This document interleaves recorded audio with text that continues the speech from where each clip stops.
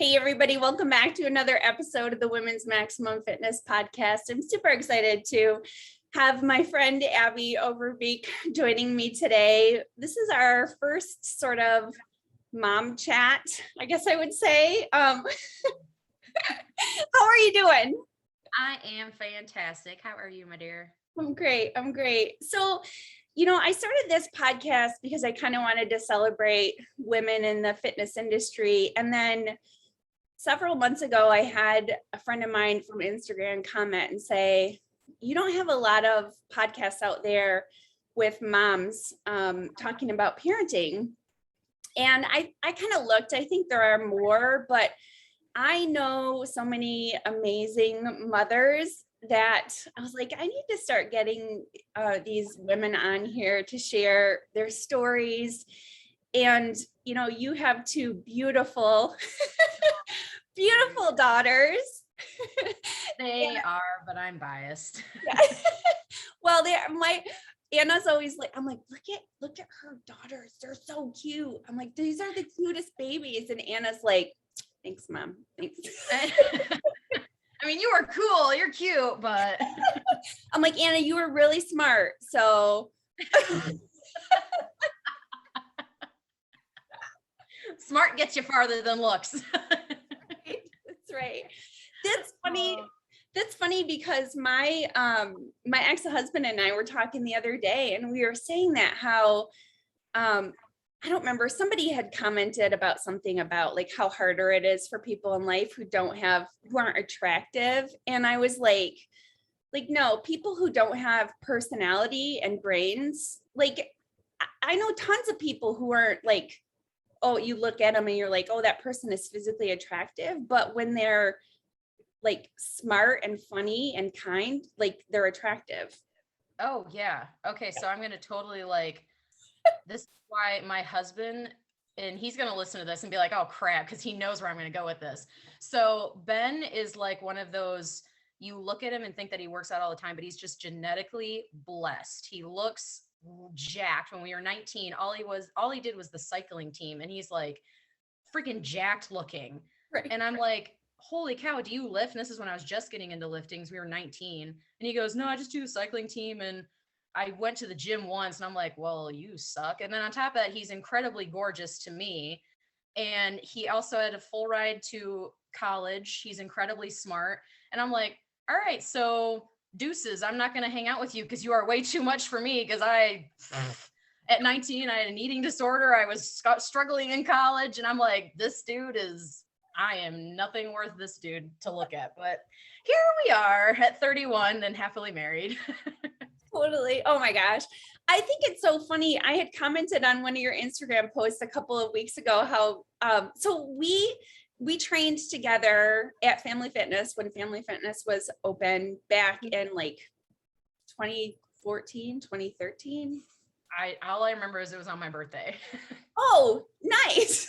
I know, that's all I remember. I didn't even remember that. And I don't even know, did we meet via Instagram? We met at it was just when Instagram was becoming popular. And I think we officially met at the bodybuilding show where you were presenting. It was the year after you won the Kalamazoo show. Okay. And it's where Boston Mass was the guest poser. Oh yeah. And that's where we officially met in person. And then you and I started talking after that. Nice. Well, where I was going with that was I remembered when we were training, you had said you come from this family of 7 children and you didn't want to have children. Isn't God funny? And I was just and then you have these, and you're just all in mom, you know what I mean? It's crazy how that happens. And what's really even funnier is I was so career focused woman, because that's all the women in my family. We're very career focused. We're very we love our children, but everyone's just nope, I'm going to work, and they work their butts off, and which is all to them. And yeah. I'm over here learning canning and doing homeschooling and hunting for my own food, providing for the family. I'm that pioneer woman. And I sat back with Ben the other day and I'm like, what happened? This was not part of the plan. Well, and I think that's kind of what it is. You have this plan set out for your life or what you think you want to do. For me, when I found out that I had endometriosis and I probably couldn't have children, then I was like, oh, hell no. Like, I want kids. And Yeah. at the time I was like, I don't know if I want kids or not, but you tell me like this body can't create a child. Oh no, we're doing that. First of all, Exactly. Accepted. So funny. So I had kind of wrote this thing where I just wanted to share this because I feel like this is pretty much where I want to go with this podcast. So I plan on having a lot of the moms that I know on to share stuff, and then probably getting some of us together as a group so that we can just talk about parenting stuff. And I know I have things that I wanted to ask you, but I wrote this, that people choose struggles because they're up for the challenge, and motherhood is no different than bodybuilding or, anything in that regards. The moms I know are also health advocates, doing their best, sharing their triumphs, struggles, and tactics through it all. A mom trying to be and stay healthy refuses to accept defeat that our children have defeated our bodies, but adapts with the ever-changing environment and with her body, both during and post-pregnancy. So whether you're a mom, a bodybuilder, a CEO, we're here to celebrate you making it, and are thrilled when you share how you're never giving up. So here's to a strong woman. Yeah.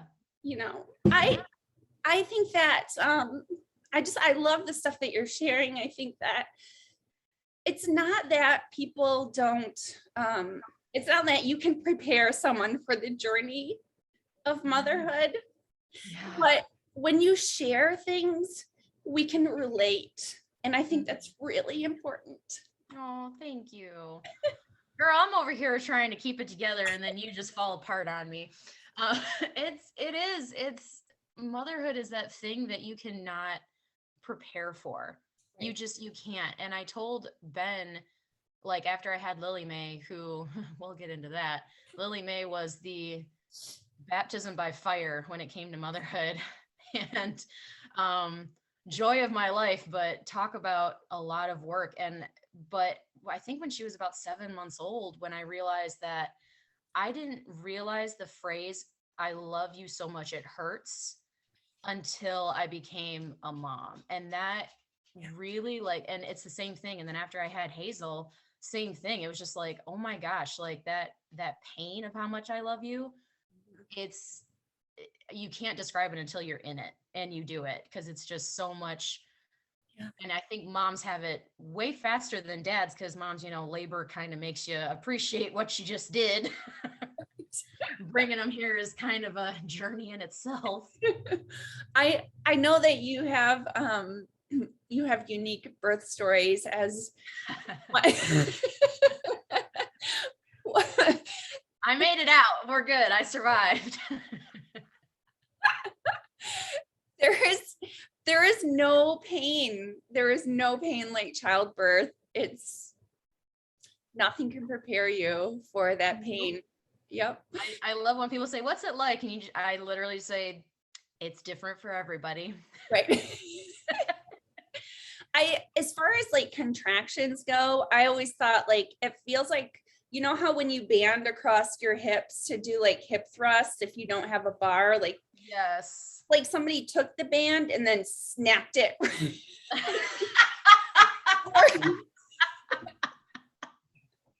Oh my gosh, yes, that very end when the contraction's ending, that's like that snap and you're like, oh crap, what was that? Yeah, you're like, why is somebody, I feel this in my soul. Like it went from front to back in a second. Yes. Yeah. You're like, what did I do? Oh my gosh, it hurts. It hurts so bad. So I don't know where to begin. Okay, so let's start with let's do a little bit of background with you. You're like, let me close this window. First, my dog has got to go chase a bunny, I guess. I don't know. My fur child, my first baby. Yep, I know. That's funny too, because I remember seeing you get Spartacus, and yeah, you guys were like big hunters, and like it's just fun. So how did I want to go back further with your like your sort of fitness background, but how did children get into like when did you guys decide like, Ben, oh, all Ben. if I remember, well, first, Ben is a fifth grade teacher. Ben comes from, I always say, so Michigan, Dutch breeders. Ben is like so Dutch, and children are the blessing and everything, and they are. But Ben, I knew, wanted kids going into the relationship. And so I knew it was something I had to do at least once. And talk about if you love somebody, you're going to do what, you're going to make the relationship happy. And I told Ben, I was like, if there's anyone I'm going to have children with, because I wanted no children whatsoever, never even wanted to get married.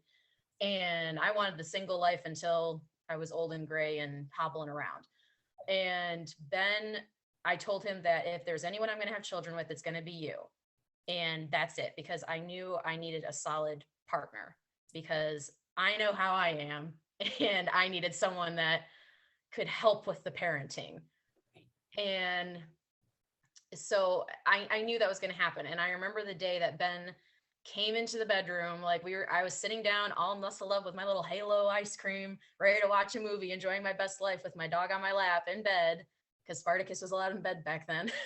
And he comes in and he goes, "Hey, I need to talk." And I just started crying, because I knew exactly what he was going to say.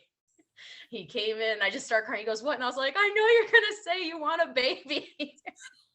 oh my word. And then he started laughing, and I knew it was just like, I knew it was coming. I knew the day was coming, and I knew what he was going to say before he even said it.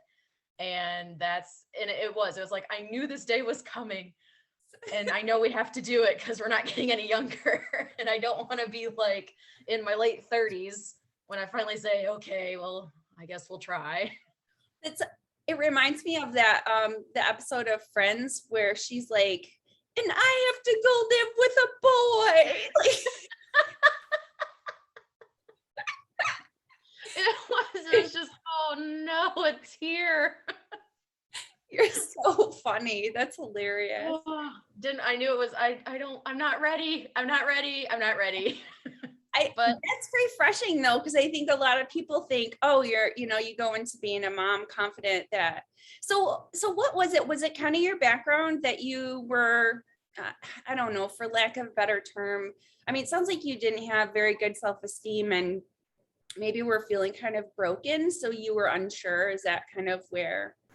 very. So I am with a big family, but both sides, I don't want to like put my family on blast, but both sides of my family, we all have mental illness in my family. And I struggle with depression. I have ever since I was basically when puberty hit. And so that was also when social media was becoming kind of a thing, and you could see eating disorders and all the, how to look a certain way. Well, I've always been, my brothers, all of us, we are built basically like linebackers. We're all very stocky, very muscular. Well, I'm also 5 feet tall, 5'1" actually. But it's very hard when all my friends were very skinny, and as high school is a very hard time. And all my girlfriends were super skinny, very pretty. I was awkward with a 2-time broken nose and freckles, and like built, like I said, like a linebacker. And so there was very much that you feel like the short, ugly, fat friend. Even though I wasn't fat, I was just super built looking. But it's hard to explain that to a high school girl. So when I was around 18, 19, I developed an eating disorder, not willingly, but it just kind of happened where it was, oh, the scale's going down and I'm hitting that BMI of where I'm recommended in weight, being my height, which again, yeah, I roll exactly. That's what I do now. And luckily, again, I say like, thank God that Ben and I met at 19 before it got really bad, because Ben is like, he fell in love with my personality, which, what's not to love, but he definitely didn't see that there was anything wrong. Like, until I went to go and eat, I think with his family, and he was like, "Why aren't you eating?" And I was like, "I'm full." And he was like, how can you be full? You barely ate anything. And I was like, all right, well, this food is really good. And so I'd start eating. And I think he then figured it out down the road after I kind of opened up to him about stuff. And what kind of made me go into fitness was realizing, okay, maybe I just need to approach it in a different way by working out with strength training instead of hours of cardio and not eating. And Yeah. then the whole like, I'm gonna strength train. And then I started getting hungrier. And that was a battle in itself of, but I don't want to eat because I don't want that number on the scale to go up. It was definitely a battle in those areas. It's funny how your ideal body is so much heavier than what you would think it would be. You know what I mean? We always Yeah. were, and how much we put emphasis on. I think the 90s really screwed with our heads as far as just not just fashion, but like the scale too. That was like the only measure of not just of fitness, but like your worth almost, you know? Yeah. It was, you're healthy if you're this number, if Yeah. you're this small. And Yeah. I mean, I'm again 5'1". I'm supposed to be 105, 115 pounds. You're looking at 150 pounds of, this mama right here, of this healthy stock right here. And so it's like, whenever I go to the doctor, they're like, oh, well, because you're obese. And I'm like, okay. Thank you for your input, ma'am. Oh my gosh. And then you want to be like, first of all, what do you weigh? Yeah, there's moments. Yep. Yeah, when I went my first doctor's appointment with Lily Mae, I was probably in the best shape I'd ever been in, and I was 140 pounds. Like, Yeah. I want to say literally like that, almost probably 6 weeks out, show ready is what I looked like. And she goes, well, because you're overweight, you can only gain 20 pounds. And I just looked at her, and she was, again, I don't want to sit there and point, but she was probably a good 80, 90 pounds overweight. And it was just that moment of like, how dare you? First of all, I'm probably one of the healthiest specimens you're going to get in here, and you just called me fat. So crazy. And the thing is too, that stuff is detrimental. You remember every time that somebody said something negative to you. Like you don't ever forget those things. Mm-hmm. You know, I think I shared something, I don't remember, when I was in third grade, and we were poor. I had a hand-me-down shirt on that was like a polo shirt that had horizontal stripes, and I was going to dump the remainder of my lunch from my hot lunch tray. Third grade. I hated this shirt because it was too tight, because it was too small, and my little third grade belly was kind of pooched out, and plus I had just eaten lunch.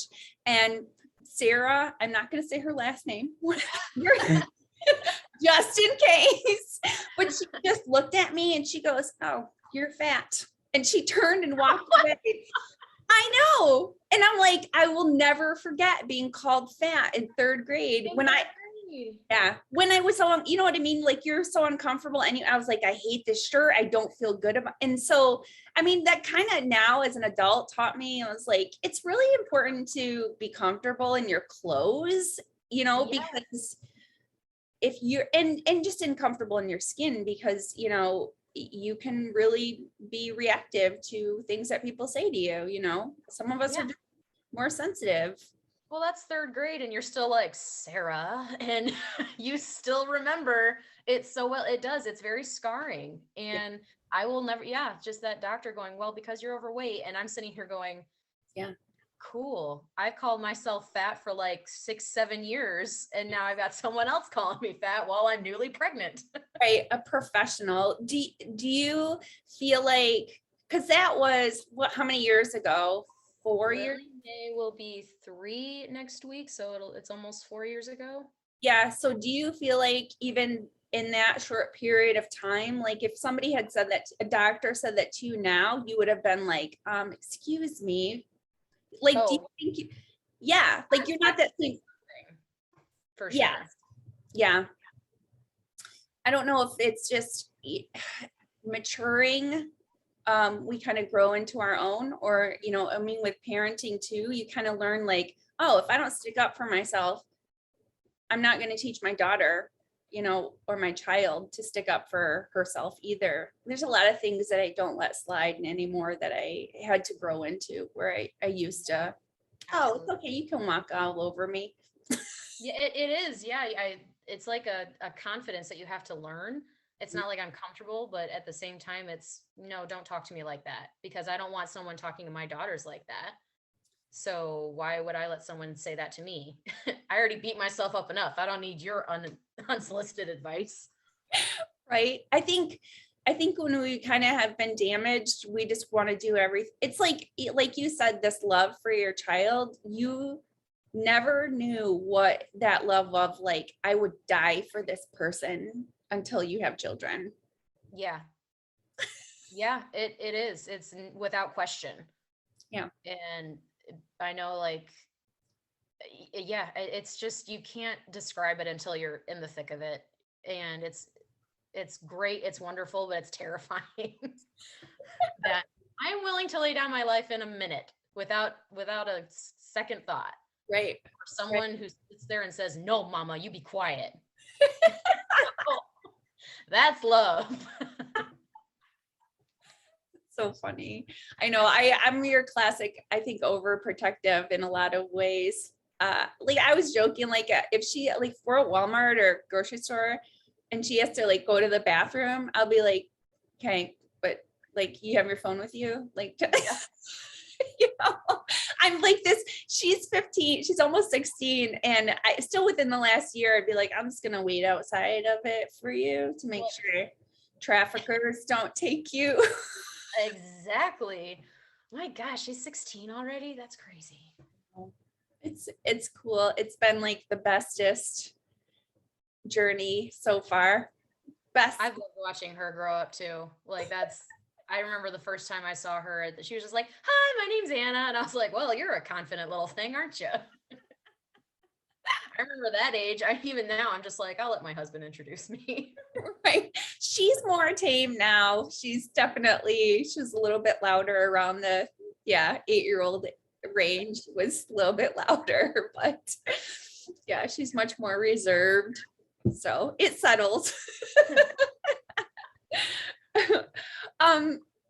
Let's see. So we talked a little bit about your background. Hey, so tell me about your birth stories, because you went whole hog with one with no.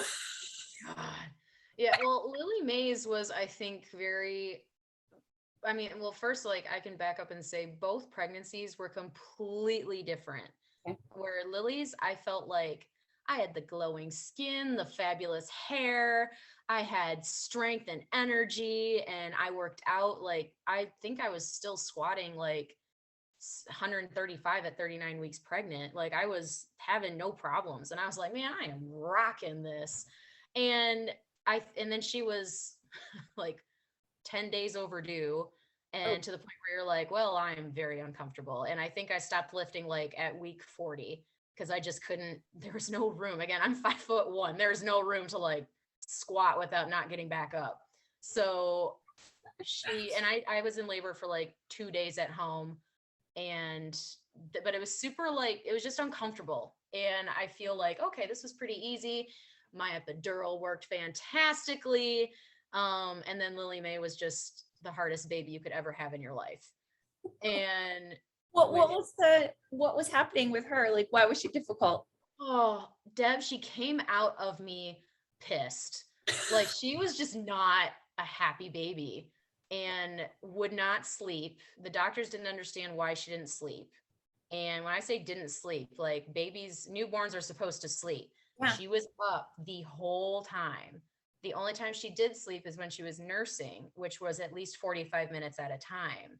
Okay. So the only time she slept was when she was nursing, but I have to be like awake for that.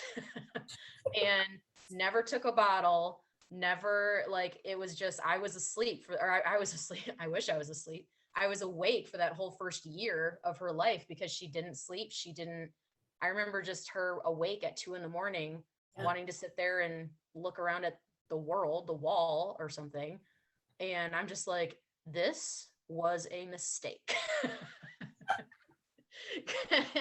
And then it's around like when she started taking food, it got easier, but okay.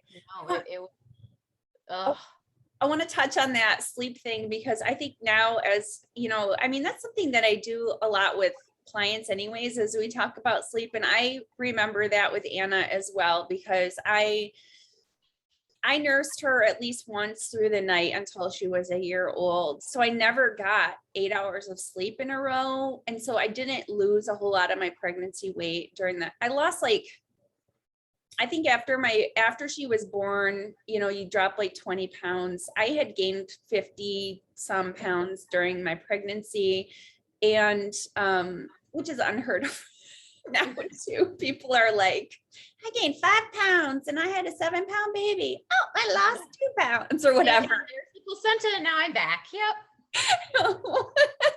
And I had like 30 pounds to lose, and I lost the first 15 in the first year, and then I didn't lose the second 15 until the second year. I was nursing, and I felt like my milk supply went down if I started decreasing my calories, and so it was a very slow weight loss.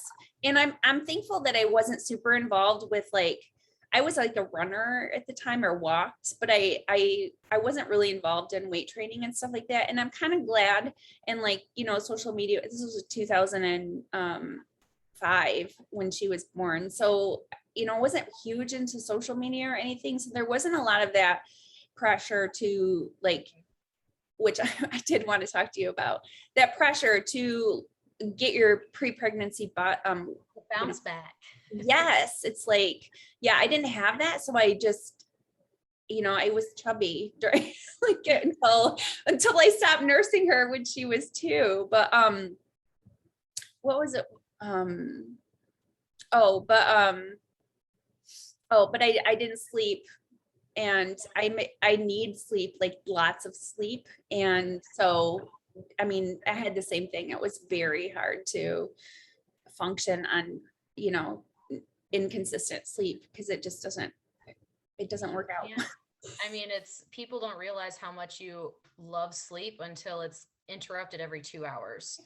And with Lily, it was like every hour and a half, every 2 hours. And I don't think I had REM sleep until like I stopped nursing, and she quit cold turkey nursing at 13 months. Okay. And that's what, again, it was one of those, like, we can just now say that's so Lily, like things are on her terms. It has been since the day she was born. And that girl nursed every 2 hours from the moment she was born until 13 months. Like, I can't.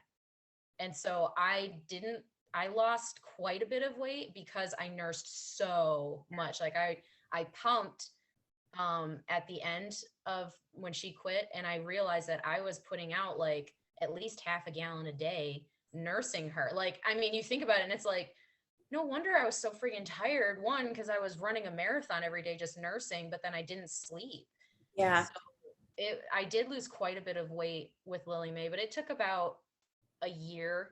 Like about her first birthday is when everything was done. But that was with one kid. And as much as she was a challenge, it was, I could still get in at least half an hour workout. I could still like take her for a stroller ride, and she would fall asleep in the stroller, which was the only time she would sleep, was in a car or a stroller. Yeah. So that's another reason why I could lose some weight, because I was just walking all the time or started to run. Yeah. Who? No. Did you enjoy nursing? Was that something that was No. Okay. I'm just curious. No, yeah, I actually made a post about it when Hazel was about 2 months old. And I didn't realize why I hated breastfeeding so much with Lily. I thought it was just because I was basically a cow. Like, I was on demand all the time, and she never took a bottle. So I was just, I didn't have a life. I couldn't go anywhere. Yeah. And so I felt like that was it, but I was just like very frustrated when I nursed, but I had no, like, I could do it, and I do it very well. But what I actually figured out is one of my aunts is a lactation consultant, and I talked with her about with Hazel, and it was just this, it's called DMER, D-MER. It's a reflex that has a huge surge of hormones that causes depression, with that letdown, depression and anxiety and anger and sleepiness. And like, I even get muscle twitches in the beginning of a nursing session. And so it's like, I can do it and I do it really well. And Mm, that's the only reason why I honestly continue to do it, is because I have quite the supply yeah. and I can do it. But I honestly, I don't love it. Yeah, no, it's very sounds like it's very stressful for you, obviously. I mean, it's better with the second kid, but with the first kid, it was like, I gotta nurse again. Why? It's well with that, if I guess it would be different if that had been an issue too, but I feel like with I loved it with Anna. I was like, yeah, she never took a bottle either. She went straight to the sippy cup, but I Yep. was, it was every 3 to 4 hours. And I just felt like, oh, I don't have to mess with bottles. But you're right. You have to, I don't know. I mean, I took her with me everywhere anyways. So it was like, I don't know. That's when I realized that I talked to myself, because I actually was using the baby as a like a facade. Like, I went to the grocery store after she was born for the first time by myself, and I was like, I look up and this guy staring at me, and I was like, oh, I don't have a baby, and I'm talking to myself. Oh my gosh.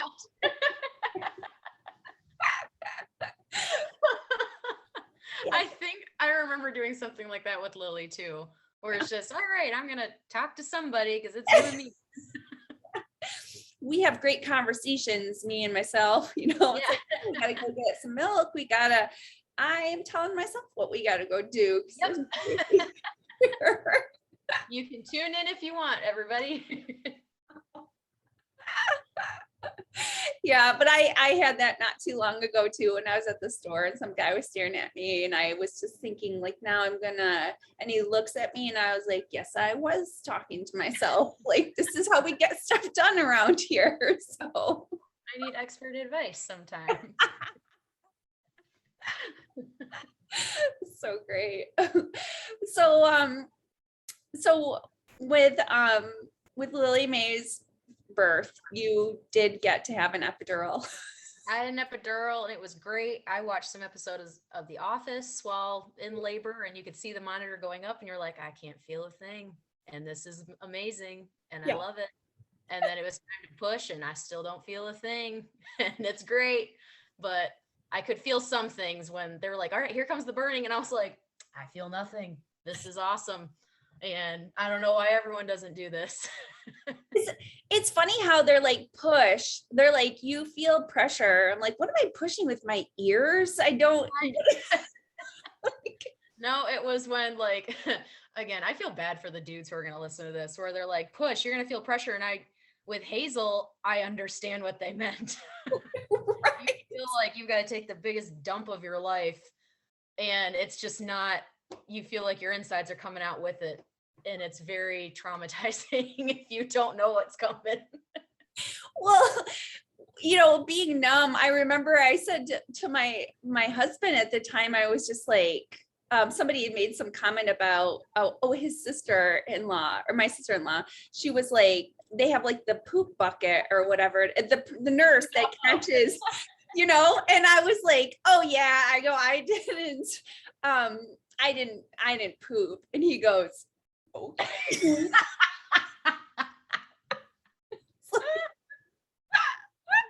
I'm like, oh, I had no idea. I wish I hadn't known that. You don't know what is happening.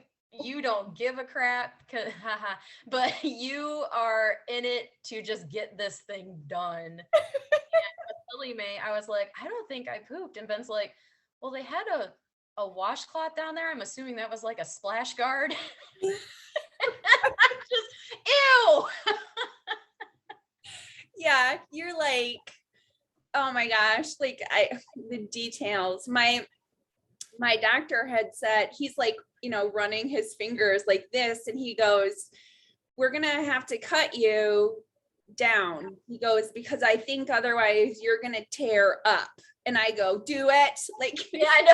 we don't want to be tearing up. And my husband at the time, he goes, and then I'm just standing there while some guy is fingering my wife. Yeah.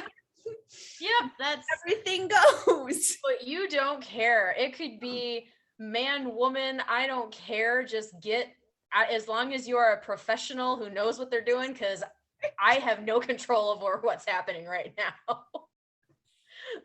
I'm over here having a conversation with God right now, so I you.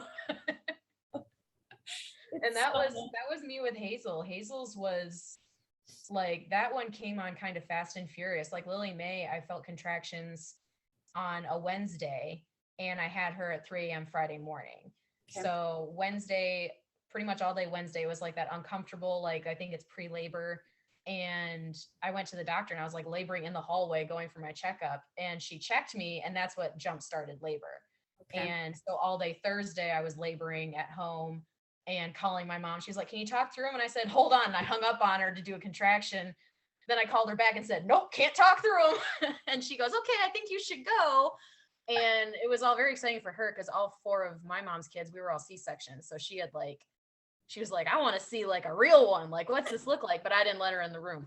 So it's like, no one but Ben should see what he's done to me. So, but with Hazel, it was like with Lily, we have Lily. So I'm sitting here taking care of a toddler, and we're walking around Target, and I just kept feeling like we had just been to the doctor that day, and they were like, we'll just schedule your induction for Wednesday, which was like 4 days from then. And I was like, oh shoot. Okay. Cause again, my children like to wait until the last minute to arrive. And, we're walking around Target, and what happened was like 4 hours prior is I was doing some like bouncing on the stability ball, trying to get things going. And then I did like 5 jump squats. And on the 5th jump squat, I stopped because it felt like when your knuckles crack in my uterus. And I was like, uh-oh. And I said, I think I'm going to stop. And from then on, like contractions were starting. And so if you really want to get labor started, do some jump squats is all I got to say. But we were walking around Target with Lily, and Lily, it was, Hazel was born November 14th. So it was around Christmas time stuff. And well, according to stores, it's Christmas time. And Lily Mae's looking at all the Christmas things. And I kind of stopped for a contraction, like pulled off into an aisle. And I looked at Ben and I said, we got to go. And he's like, oh, is this time? I said, I don't know, but I need to get in the bath. Like my whole body is like tense. We get home and I get in the bath. Ben is sitting there. We had just picked her up from her grandparents' house. Ben is sitting here eating dinner with Lily Mae while I'm in the tub. I went to crunch up to turn off the water. Full blown labor started, like contractions where you're sitting there, throat singing, howling. And Ben goes, should I call my mom? And I was like, call her. Nope, can't do this. And he calls her, and Ben calls the hospital, and they were like, is this your first? He goes, no. And he goes, I think my contractions were like 4 or 5 minutes apart at that time. Like they went from 0 to 60 real fast. And get to the hospital, epidural. And the epidural, I think, took maybe an hour of relief, maybe. And then back labor started. Then I threw up. And then the epidural was non-existent. Like there was nothing happening. That thing was broken. I remember continuously hitting the button, and I'm like, can you guys check? It was, I'm hitting the button, and then you hear it beeping, and I'm like, what's wrong? They're like, oh, I think it's empty. And I'm like, well, can we fill her up? And let's check you. And by the time they checked me, they were like, well, it's time to start pushing. And I'm like, I don't think so. I think I can wait for the hookup to be changed. But at that point, I hadn't had an epidural basically for like 4 hours. Like I just had the needle in the back hanging out there doing nothing. And thank goodness it was only 20 minutes of pushing, but I was very vocal. Oh my God. I can't imagine doing it without the epidural. I don't. It was like, in the end, I'm like, it wasn't, okay, it was bad. It's not fun. It's not like awesome. And when people say it's beautiful, I'm like, it's beautiful at the end. It's not like they throw that slimy baby on you who's pooping on her way out, and you're covered in your own blood and insides. And then your baby's pooping on you on the way up. So you're covered in poop and blood and amniotic fluid. And there's nothing beautiful about this moment. at all as I'm sitting here spread eagle. It's one of the most messiest things you can ever do in your life. And they want me to say, look how beautiful. And I got this alien on my stomach and I'm going, ew. I remember my brother, when his first daughter was born, he was like, nobody tells you that they're covered in toothpaste. That's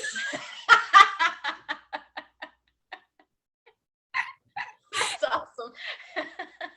All that white stuff, they're just like dipped in white toothpaste. Yep, that's a really good point. I like that analogy because it is. You're just, what's that? It looks like marshmallow fluff on your child. I remember I didn't really see Anna. After they handed, she was like wrapped up and she'd always been swaddled in the hospital. They'd bring her to me to feed. And then, so I didn't unwrap her from the swaddling until the second day. And I remember, so she was 6 pounds, 12 ounces when she was born. So she was tiny. And I was like, where are her legs? Like her butt, like their lower half is just like this scrawny, bony little. Like this giant head is deceiving because there's nothing attached. There's nothing besides just a skeleton and this flop thing. Yeah, that was Lily. Hazel was a little bit meatier, but I don't know if it's because I was pretty stretched and there was more room to grow. But it is. There's nothing on this kid.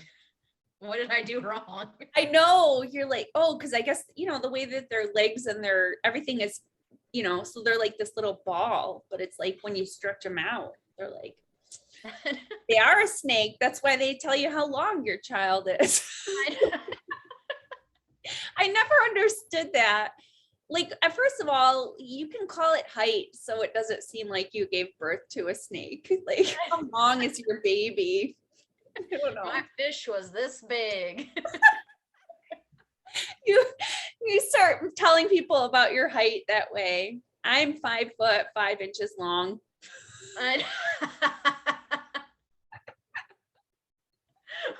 I would too, because I feel like I'd feel taller if I laid down instead of standing up. Stretch out. Yep. And I'm 45 and a quarter age, 45 and a quarter or whatever. How many months am I? That's always a funny thing too, when people are like, my baby is 34 months old. You're like, so 3. Math. Don't make me do math.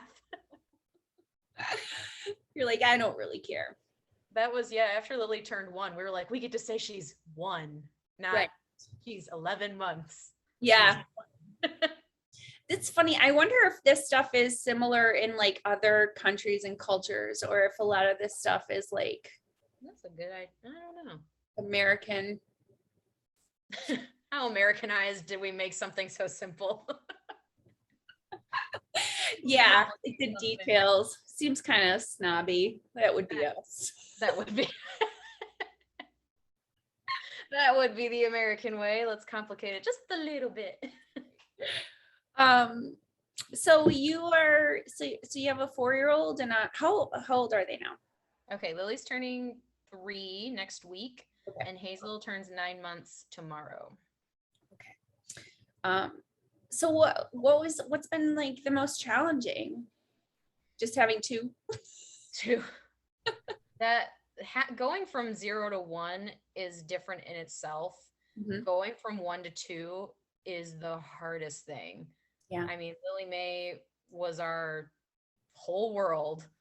Yeah. And then all of a sudden the world gets rocked. And here's another baby, as you're also trying to teach, continue to teach this toddler everything that she wants to learn. And thankfully, Lily Mae was head over heels in love with Hazel and still is. Like, didn't have that, knock on wood, that resentment or anything or anger towards her. Like, she's been in love with her since day 1. So I'm really thankful for that. But the challenging part was trying to give attention to both, because I nurse on demand with Hazel, and in the beginning couple of months I was just like, I can't do this. There's no way.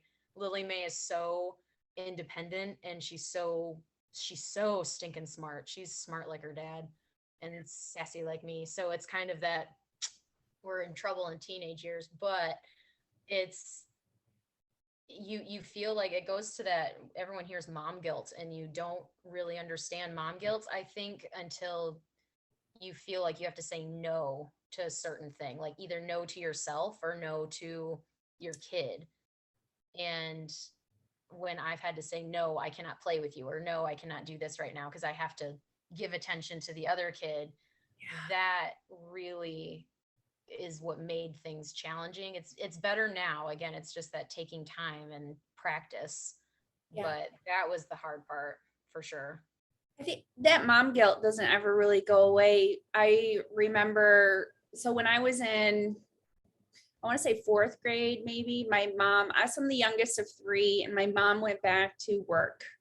And she said it was really hard for her, excuse me, because she was always there when I got home from school. And she said that was the hardest thing, because she's like, I knew it was going to be hard for you, but I had to do it for the betterment of our family. And you just feel like if you've always been there, I mean, she worked on the farm with my dad, but she was always there, like when we got home from school and stuff. So, I mean, it doesn't go away. You want to do everything you can for your child or your children all the time, as well as take care of yourself. And, and then the bigger picture is trying to have children understand that everything costs money and you need to make money as well. It's like, it's hard. It doesn't go away. It never goes away. Like my mom is, again, I'm one of 6 kids with my dad's. And then my mom, I'm the oldest of her 4. And she had to work, and she tells me all the time, when I decided to leave the hospital gym that I worked at as a trainer and decided to stay home with Lily Mae, I called and, like, not to consult her, but kind of like feel out what she thought. And she was like, I would have stopped working in a second if I could have. And she was like, by the 4th kid, I was kind of happy to go to work some days. But that's a mom guilt in itself. Like, moms, we want to work. We feel like we need to have that. And being a stay-at-home mom is work. But there is also that feeling of I need to provide for my family, because things do cost money, and to live costs, so much as well, just for our kids to have a good life. So there really is, no matter what, there's a mom guilt, whether you're a stay-at-home mom or a working mom or both. Like, I work here at home and I'm a stay-at-home mom, and there's still guilt when I'm doing both. And it doesn't go away. Like, there's just always something we're going to feel guilty about. And we can sit there and say, well, you're doing the best you can. That's definitely easier said than done. We're just always going to feel guilty about not doing 100% what we can do, is what we feel like we're always coming up short, I guess. It is. I feel like that financial obligation is like, that's the driver for, saying, okay, this is what I have to do. Because like you said, there's a lot of stress if you don't have money for things. And we always decided, when, I was still married and I didn't get divorced until Anna was around 5 years old, but I had said I was going to stay home with her. But I started doing jewelry parties, and I did those at night when my husband could stay home, with Anna and stuff. But we were very poor for the 5 years following our divorce, because I was like, I'm not gonna, like, it's good that she's in school, but I was like, I'm not gonna not be here for, her, because I don't know, to me, and maybe if I had some sort of like an awesome career, I would think differently about like going back to work. But I just always, like, I think about this now. I only have 2 years left before she's going off to college. And I was like, if I missed any part of this raising her, I would be like, no. And I worked at the gym that I worked at for a long time, and I worked my tail off I don't want to say be respected, but that's kind of what it was, because I was the only trainer there without a bachelor's degree. But I was, because I couldn't afford it. College is heck of expensive, and I wasn't about to have debt either, because I don't like debt. Right. But so it was certificates and doing a lot of extra work. And when I say extra work, like 12-hour days, 6 days a week, doing weekends that no one else wanted to work, holidays. Like I just, and I earned a lot of clientele and people that respected me. And then I decided, because Lily Mae was just so difficult, and poor Ben would come home from teaching, and I'd go to work in the evenings, and she would just cry for hours with him, and because she wouldn't take a bottle, and I felt terrible. So that kind of was but again, it's a blessing in disguise, because I was miserable. I hated where I was working, because no matter how much I was busting my butt there, they weren't respecting me because I didn't have a bachelor's degree. And so it was definitely okay, what I have done is I've built quite the reputation for being a really good trainer. And so because of that, I decided to, again, you've seen, like, if you follow my Instagram, my little home gym that I train people out of in my home. And I have clients that left that gym and have come to me and have and I've built my reputation from word of mouth. Yeah. And that was the silver lining in how much I worked hard there, because I was able to bring clients over to me. And now I'm my own boss, and I'm able to do what Lily Mae needed me to do. And and I realize how blessed I am in that, because not many women can do that. That was just how things worked out for me. And one, because I couldn't do that to Ben anymore. I felt so bad. I felt so bad for that poor man of mine. And he would just come home, like, I'd be home at 10:30, and he would just be holding her at the door, like, here. She's been crying ever since you left. And I'm like, I am so sorry. So it was I had to do it, but I'm really glad that I put in all those miles at the job I did to now be where I am with training people now. Yeah. I think just saying, I mean, you stay true to yourself, and you have faith that you have a passion and a plan. And I mean, honestly, like, people get so worried about stuff not working out. It always works out. It might not work out exactly how you want it to work out, but if what isn't working for you, you got to take a leap and do something else. You know what I mean? And that's kind of, I think, what you did. You're like, this isn't working. It's not. We can't all fit the mold that we're all told works. College works for a lot of people. Yeah. Stay-at-home mom works for a lot of people. Working mom works for a lot of people. Yeah. Ben, hold on. Why did I say Ben? He's not part of this. He's not part of this story. When I don't know. Maybe it's because he's gone this weekend, and I'm like, oh man, I'm with the girls all by myself this weekend. What did work out really well when it came to all this is me being able to show perspective on postpartum life, and that I can now resonate with moms and say, look, you're not going to bounce back immediately. Like, what worked for me the first time with my postpartum is not working this second time with my postpartum this time around. Yeah. And same with with everyone, it may work one way for someone, and it's not going to work the same way for another person. Yeah. And I mean, like, I'm the same exact person I was when I was postpartum with Lily Mae, but life is completely different this time around. Yeah. My postpartum was really hard with Hazel. Part of the placenta was left over. I needed to have a D&C, and I was bleeding for weeks afterwards. And if anyone, imagine a period that's 6 weeks long, that's heavy all those days, and I've got a toddler and a newborn. Like, it was terrible. And I passed out one of the times because I was just losing. So, I mean, there goes a huge part of recovery where I couldn't even go on a walk without feeling lightheaded and dizzy.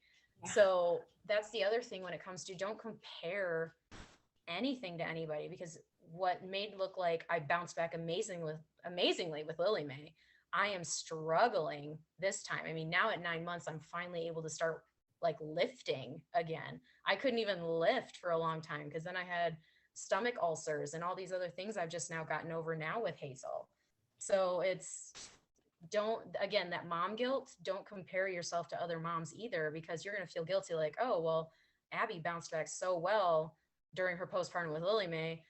Why isn't Abbie doing so well this time with Hazel? Which I don't think I look terrible, but I definitely am like, yo, things are a little slower this time around. But that's because life is different and life is completely changed for me since the first time. And that's the same with other moms. When I train a lot of moms online and a lot of them are going, I just don't know what's going on. I'm like, well, tell me about what's going on at home. Tell me about what's going on with life, because life plays a huge role on if you can even do 30 minutes of walking or a Yeah. little videotape workout, whatever you feel like doing. Going to the gym. Going to the gym is really hard for a mom. You've got commute, you can work out for 10 minutes and you got to commute back because usually the kids are falling apart. Like, it's, who knows? Right. Yeah, I think we need to give ourselves a lot of grace. And I know that's something, it's hard to not be judgmental in one direction or another. And I think sometimes I myself even give people more grace when they don't bounce back so quickly. And when people do, I part of me thinks like, what had to be sacrificed here in order for you to look amazing right now? That's my judgment, because I guess I just know what I'm capable of, and I think I do a pretty good job as a mom.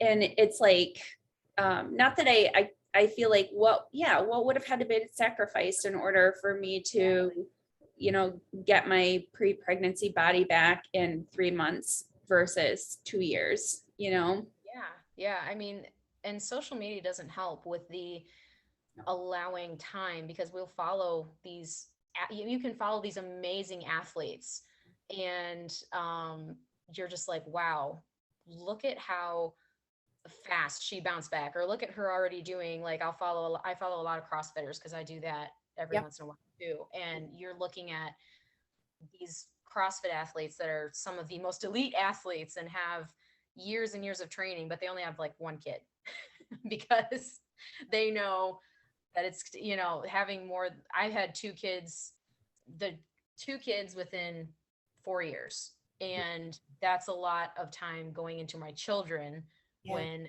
the amount of time I put in to look as amazing as I did when I was in my best shape, that was a lot of time and energy Yeah. that I just don't have. And I would be taking out of time with my kids and taking out of time with my marriage and taking out of time with my work that I love, all to look a certain way. I'll get there. Yeah. It's just not going to happen as quickly as I want to. Yeah. Yeah. And yeah, I mean, well, and everybody is different too. I always, we both have our friend Tara Woodland. I feel like Tara, I definitely want to have her on. Maybe like all three of us could chat, but like she's one of those people that does CrossFit. She bounced back pretty quickly after all three of her kids. She kind of feels, she looks phenomenal. I feel like she really has her shit together. I know.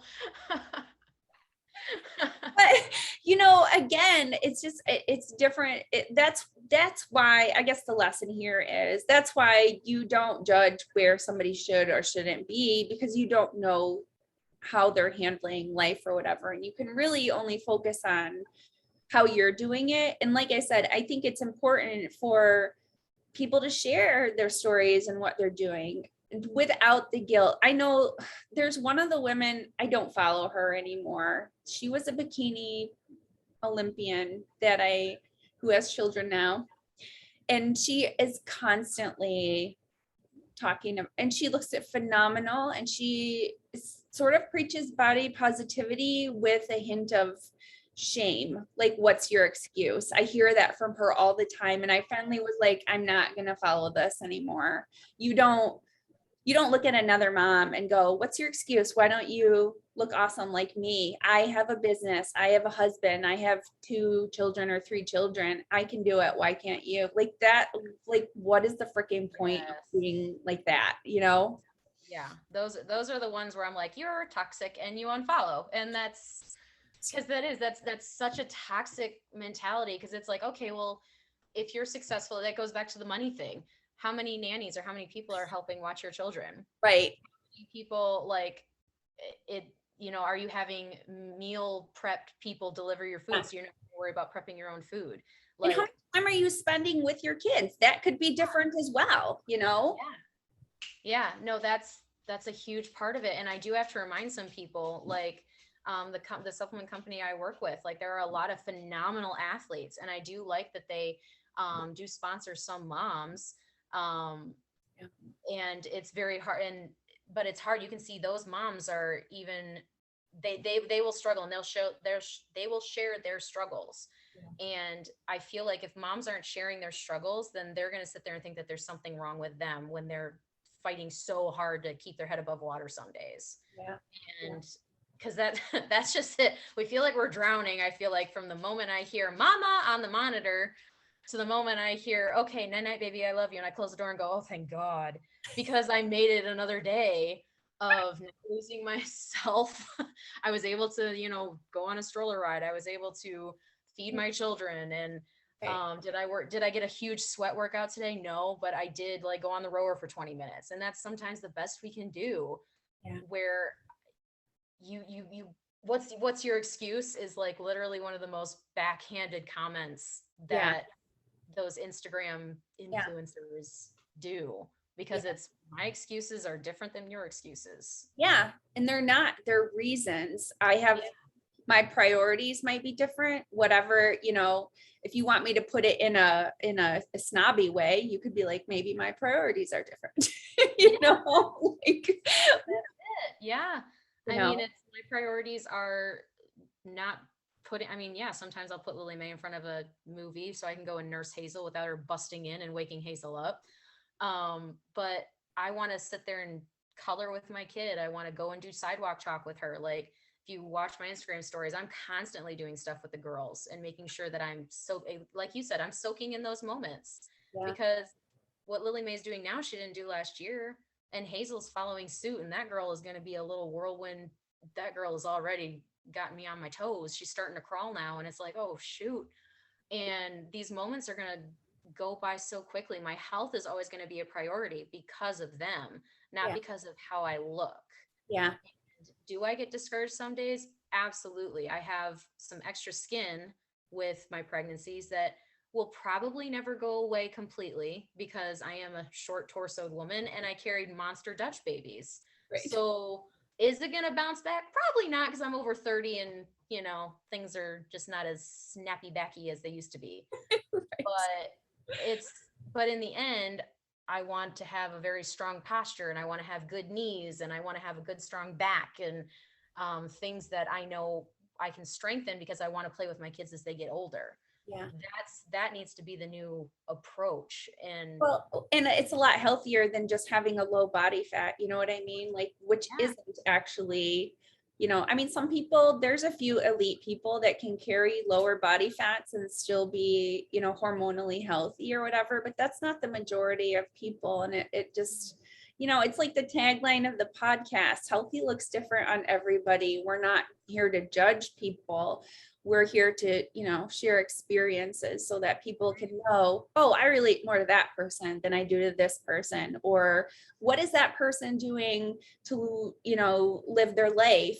Oh, I'm not willing to do that much, but I'm willing to learn from them and glean things that I can apply to my life. So yeah, but having, your focus be on your health. I think too, something that, like, I notice now as an adult, like as a mom, we don't need to have an excuse why we want to be alone and not spend time with our children or somebody else. I feel like a lot of times you're always like, well, I gotta go to the store to get milk.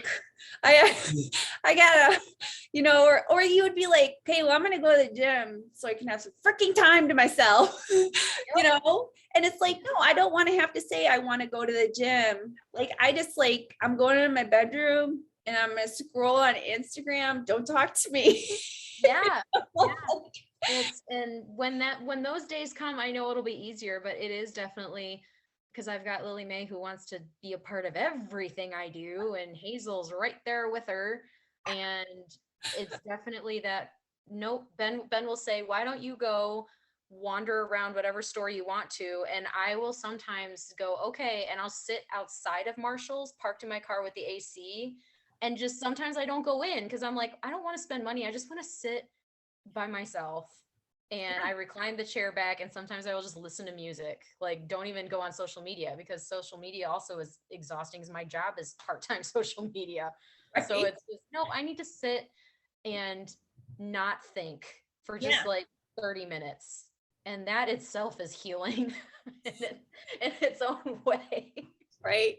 I know. I think that's the other thing that people don't always understand about parenting too. Like, I love my daughter more than anybody else in this whole wide world, but I also, I like not spending time with her occasionally also, and that's okay too. You can, I'm not one of those people where I'm like, I don't like my kids and they're annoying or something like that, but Yeah, no, I mean, but that's healthy. It's healthy to have time away from what you do love. And yeah. a lot of people don't understand that. Like, when people have asked me before, what's your favorite style of training? And I'm like, all kinds, because I will get bored with bodybuilding. I do get bored with powerlifting. I do get bored with CrossFit. Yeah. And it's the same thing. Like, I need to have a break from that so I can appreciate it when I want to kind of go back to it. And same thing with my children, where Ben and I had our first date in 9 months on Wednesday, Right. and be husband and wife. And I was just like, I miss my kids. Like, after a couple hours, you're like, because we want to show them these cool things that we're seeing. And oh my gosh, we can't wait till we can take the girls putt putting, because we were doing putt putt because we're 5. And it was just so that's healthy. We had that break with our kids. Yeah. And then we go back and we're so excited to see them. And then it helps immensely when Lily Mae runs up to and says, I missed you. And it's like, oh my gosh, how could I have ever left you? Well, and they need to know too. I mean, absence makes the heart grow fonder, right? They need to, I know it's funny because Anna always, like, she'll go over to her dad's for the day or whatever. I have her most of the time, but she'll go over to her dad's, and then, like, she's like, you always text me, or whatever, when I'm over there. And I was like, no, you text me. And like, we're like, all right, like we both miss each other, whatever, it's cool. And that never will go away. Like, my mom and my mom will just call me. And if it's a missed call, it's usually 8 times out of 10 something dumb that my mom is calling me about, where she's like, and we always know, voicemail, or if we pick up, when we start the conversation with, okay, that it's really dumb story we have to tell each other. And it's just because I miss my mom and she misses me. And again, we don't see each other as much because I've got my own life and she has hers. But having that little bond where you guys can still communicate, Yeah. and bug each other in some sort of way is healthy to a point. Yeah, that's awesome. I have a great relationship with my mom too, and it was a little bit rough when I was younger, but as the teenage years, which, I mean, people always threaten me to, oh, wait till she gets to be this age or whatever, and we haven't had any problems. So I'm like, And I think that's also just Anna's personality versus your personality. Like, I don't know your mom personally, but my mom and I, if you think I'm sassy and sarcastic, you should meet my mom. Like, that's where it came from. And then my dad is got a lot of quick wit. So I'm kind of that beautiful marriage of, I'm a lot to handle sometimes. And that's why I always say poor Ben, but he's just as quick. So it works out. But yeah, that is where, as a teenager, it was really hard with my mom because she could give it right back to me. yeah, And me, I feel like it's going to be Lily Mae. With Hazel's going to be Ben, where she's going to get out of it being really silly and kind of not sassy, but she's going to get away with like a smirk and a smile and make a joke. right. Lily Mae is going to be the logical me and come right back at me with a super smart remark, and I'm not going to be able to recover. It's yeah, I mean, personality, right? It's crazy. That's the other fun part about kids. You don't know which traits you gave them, and you're going to find out sooner or later. Well, and Anna is very like, she's very level-headed and very sarcastic. So, and I honestly have always been the disciplinarian. So it's like, I never like, yeah, like I don't let things go. If they're like, if I need to discipline her, I discipline her. So when that side comes out, she knows that I mean business, but for the most part, we just have always had really good open communication. And I tend to make jokes about things a lot just because that's my defense mechanism with life. It's just like, if I don't laugh, I will cry. So like we need to find the humor in this and move on. So yeah. No, And motherhood is just that, it's emotional. It's, you're laughing, you're crying, you're angry, you're sad. It doesn't, you're just all the emotions in one day with motherhood. It doesn't matter.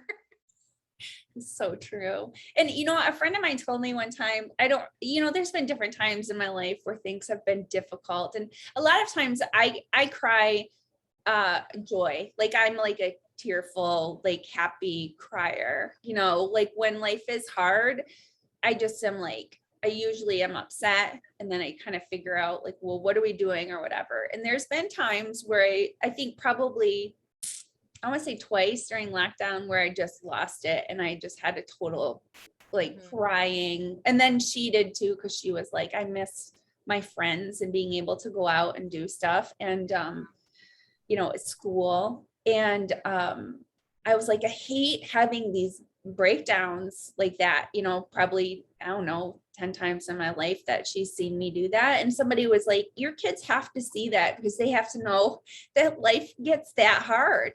Yeah. And that you respond accordingly, like you react, like it's too much, Yeah, no, that's exactly what Ben has told me. It's, I am someone who will bottle everything up. I respond with everything with sarcasm and humor. If I'm uncomfortable, it's humor. And if I'm really frustrated about something, it's sarcasm. Yeah. Like I am definitely not someone to show a weaker side, is what I was taught is crying is weakness. Yeah. And so now I've got two daughters and I don't want them to think of that. And it was, my pregnancy with Hazel was so emotional. I had such postpartum anxiety or prenatal anxiety, where, and lockdown did not help that at all. And Lily Mae would come up to me, like I would just sit down on the couch and I remember just like I started bawling. And Lily Mae, I don't think she's seen me cry much at all.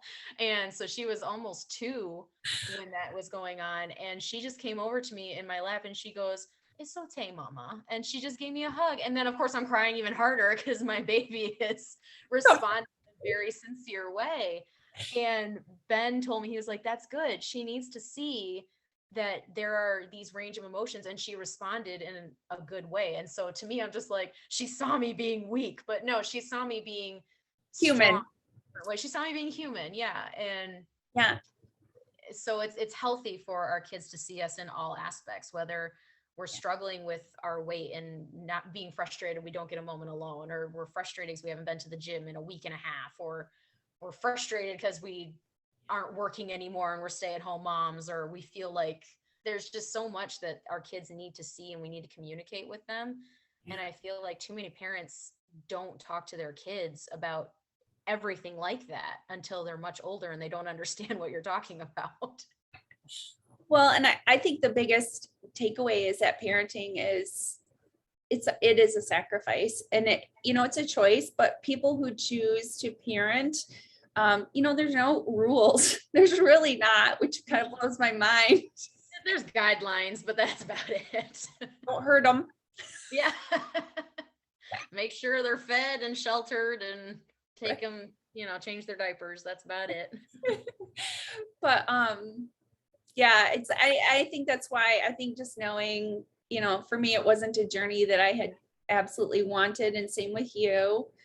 But here we are, 100% all in. Yeah. And it's been pretty fun. It's awesome. And that's what's crazy is I thought it'd be the worst thing ever. And I'm sitting here going, this is so hard. Yeah. But in the beginning, you said like when it comes to bodybuilding or when it comes to obtaining a physique and parenthood is really that same thing. It takes a lot of time, Yeah. energy to achieve what your overall goal is. My overall goal is to create really good human beings. Yeah. And that's going to be a lot of tears, a lot of aches, a lot of pains. Yeah. And just like committing yourself to the gym, you got to commit yourself to the plan of parenthood as well. Yeah. And that's what I think is what a lot of people don't understand until you've decided that you're going to do it. Right. Right. You just have to, yeah, it's a constant adjusting your sails to, it's ever changing. And I feel like it's very similar to bodybuilding, especially, as I get older and I realize, okay, so that movement doesn't work out well for me anymore. It's not worth the risk. But I'm going to do this instead. And, it's the same with parenting, all the different stages. You just gotta go with it. Yeah, no, it's a ride and you really sometimes just gotta go, well, this is where we're going now. Right.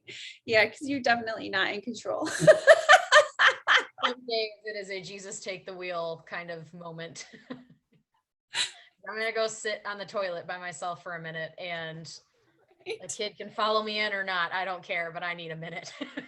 Mama, you pooping? Mm-hmm. Yep. Yep. Then you get all up. right, I'll sit with you. Okay. And some days you just gotta say okay. The fine print that they don't tell you about. It's so true. Oh my gosh. All right. So I was gonna ask you one more thing. What's the best thing so far? Oh my gosh. There's so many good little things with each stage. Like, again, I did not love pregnancy. So when people say, oh, I love being pregnant, I literally have to roll my eyes and go, no, I hated it. No, I felt fat. I just felt fat. I never, with Lily Mae, I felt okay because I did have such a nice pregnancy. But at the same time, I went from being like best shape of my life to whale-ish. And then with Hazel, I went to whale, not ish. There was whale is what I felt like.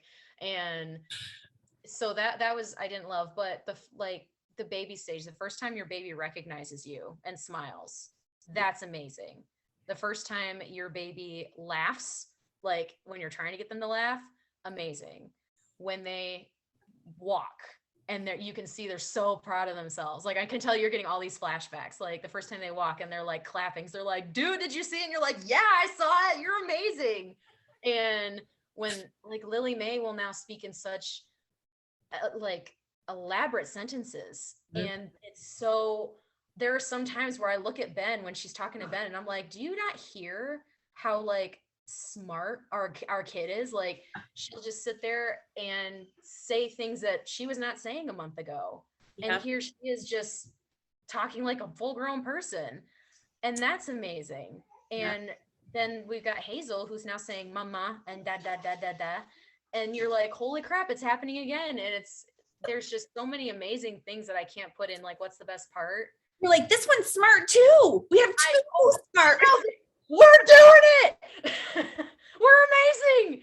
But I can't put into like what's the best part. All of it, there's too many good things that will always outweigh the frustration. Like I can sit there and say baptism by fire with Lily Mae, but there are so many good things and amazing things that Lily Mae has given us that you really don't dwell on it. I can sit there and be like, when I had Hazel, I was like, oh, I'm not ready for it again because that was the only kind of baby I knew.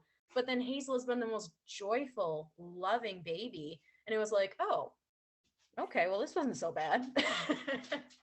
So best part is one, I think I can say best part for me personally is how much I have found a sense of self that I didn't think I wanted or could achieve. I never wanted this.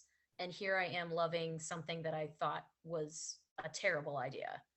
And I'm just so happy that I'm doing it, and I feel like I'm doing it decently well, but I'm still able to do everything that I wanted to do. I'm still training, I'm still helping so many people with their health and fitness goals, but I'm also molding and helping these beautiful little girls develop and grow into pretty cool people. Yeah. So Yeah. there's not a best part, there's all these best parts Yeah. that have just really made the past 3 years very, very lovely. Well, people like you, like I said, seeing other moms just killing it, being a mom just totally gives me hope for the future. I just love that.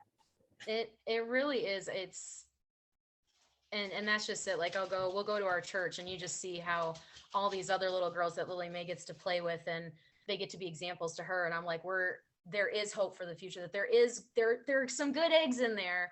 We need more good eggs to help mold this future that we need help with. And it's definitely a challenge, but I feel like if parents know what they need to step up and do, Yeah. and there are sacrifices, when people say there are sacrifices being a parent, I feel like that is put in such a negative way. Yeah. Where yeah, I had to sacrifice my career at a place that I didn't even like being at. Right.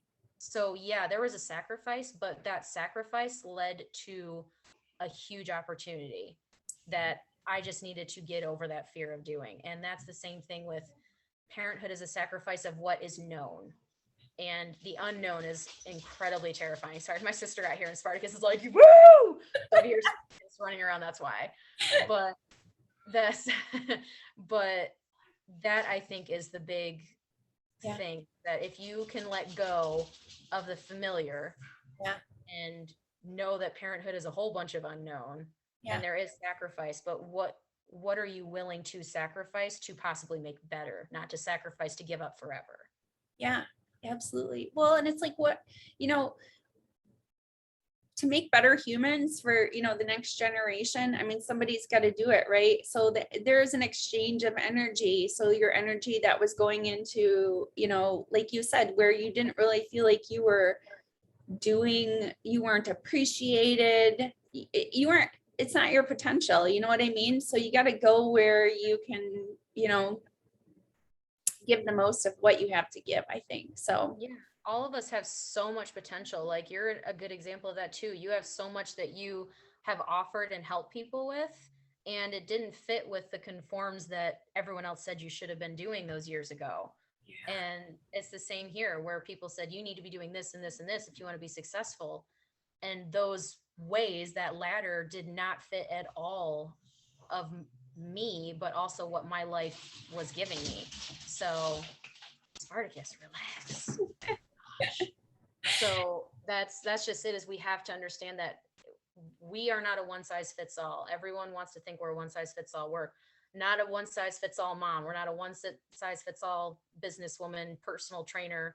Like, how you train someone is going to be different how I'm going to approach somebody. And that's what's beautiful about the whole industry. That's what's beautiful about motherhood, is I can sit there and say, heck yeah, Tara is a freaking amazing mom, but how she would do something is probably different how I would do things, but we're both amazing moms. yeah, So that's something that we have to, again, not let social media make us feel guilty about, is that I deal with a lot of moms that are like, how do you do this? Like, how do you get Lily Mae and Hazel to eat avocado? And I'm like, that was the luck of the draw, dude. right. There are so many moms that are like, I feel like I'm failing because my kid won't eat avocado and eat healthy like your kids. And I'm like, I don't know what to tell you. This is what I did, but I know another mom did the exact same thing, and their kid will only eat macaroni and cheese. So it's, don't beat yourself up about it. I was just very lucky that my girls like to eat really healthy food. Right. And I will take that blessing. So, but we're again, the one size fits all does not apply with motherhood, does not apply with stay at home mom, working mom.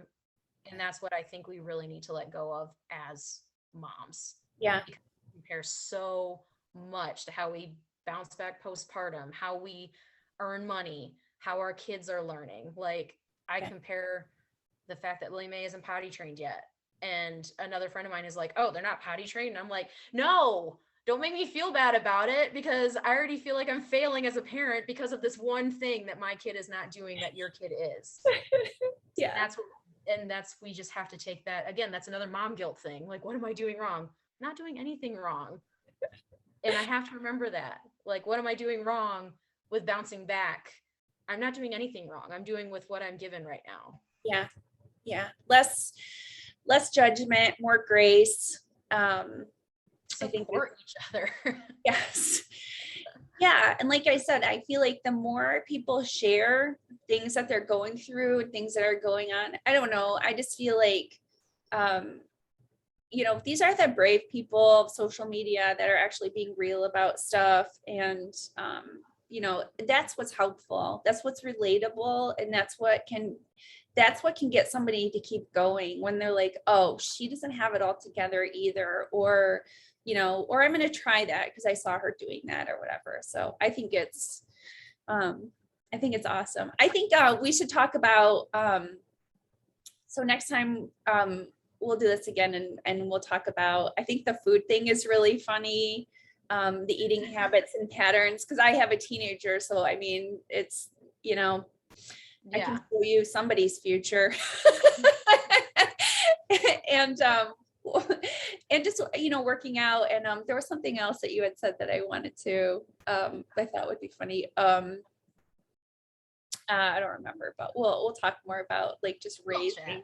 Yes, more mom chat. It's more mom chats. Yeah. So, all right. Well, hey, if people do want to find you on Instagram or get a hold of you for coaching or whatever, where can they find you? So Instagram is short fit never quit, all one word. And then I do have a private Facebook group that has a link in my bio with my Instagram. And that's a really good place to start, where I'm just talking about nutrition and talking about, I am pre and postnatal corrective exercise specialist as well. So for a lot of my postpartum and pregnant moms, helping with just working out during pregnancy and getting ready for labor and all those fun things. But messaging me on Instagram is one of the best ways to get a hold of. And then I train through an app as well. And if people are in the West Michigan area, I do train in person as well. So there's a lot of ways to reach me and work with me. Or if you just need another mom to sit there and be like, what the heck? It's hard. I'm always down for that, what the heck moment. So I love your, I do love watching your stories. You put a lot of stuff with your family on your stories and a lot of memes. Again, the sarcasm is strong with me. And if you're easily offended, probably not. But I just tell it how it is. But usually it's all really stupid stuff that I find entertaining. It's funny because we have shared the same memes several times. I would say at least 10 times where it's like, oh, I posted that too. Yep. And I've posted something, then I'll like watch your story and I'm like, oh, well, aren't we just two peas in a pod here? Oh, I know. I'm glad we find the same things funny. It is good. It's kind of how I find my people. There's probably at least 10 or 15 that when I post stuff, the same ones respond. And I was like, yeah, I knew you would get that. I knew you would get me. So it's awesome. All right. Well, all right. Well, we'll do this again. That was super cool. So thank you so much. Yeah. Hey, you guys, you can follow me on Instagram at buffcake22. I have to say this is kind of funny. I had some guy who was like, just from yesterday, he was like, why do you always post the same picture with pose? And I was like I'm like, well, because I don't care. I like it. No, I'm like, I'm not working that hard. If you read, a lot of times the read part is different. And that's all it's like, it's Instagram. You have to post a picture. Hi, here I am. It's a selfie. Yeah. Read. It's either something short and funny or a little bit of information. Oh yeah. I love it when people actually will read a post of mine. And there was one where it was just a picture of me like smiling. And the caption was, motherhood, where the dog's fart almost broke me today. And that was it, because that was my mental state that day where I can't anymore. But here's a picture of me smiling. Right.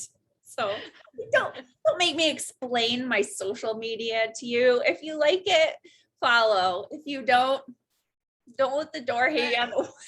That unfollow button's real easy to hit there, buddy. Oh, it's not a huge deal to me. So anyway, I'm here again. I'm there to coach. I'm there for funny. I'm there for support. Yeah. And that's what I'm here for. Yeah.